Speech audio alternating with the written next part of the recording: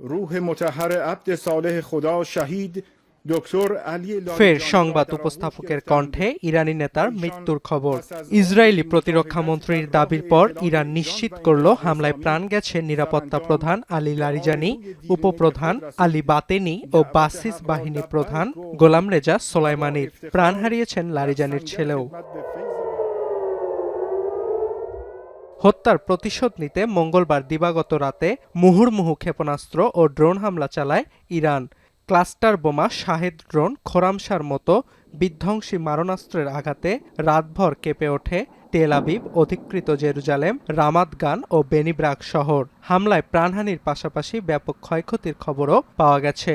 ইসরায়েলের শতাধিক সামরিক স্থাপনায় হামলার দাবি করেছে আইডিএফ।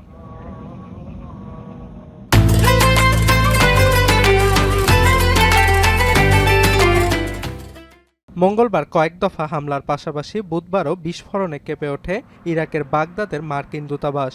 এছাড়াও সৌদির প্রিন্স সুলতান বিমান ঘাঁটি, কুয়েত ও আমিরাতে বিস্ফোরণের খবর পাওয়া গেছে। সৌদির আল খারিজে ইরানের ক্ষেপণাস্ত্র হামলায় আহত বাংলাদেশি আবদুল্লাহ আল মামুন চিকিৎসাধীন অবস্থায় মারা গেছেন। এদিকে ইরানের বুশের পারমাণবিক কেন্দ্রে ক্ষেপণাস্ত্র হামলার খবর জানিয়েছে আন্তর্জাতিক আণবিক সংস্থা।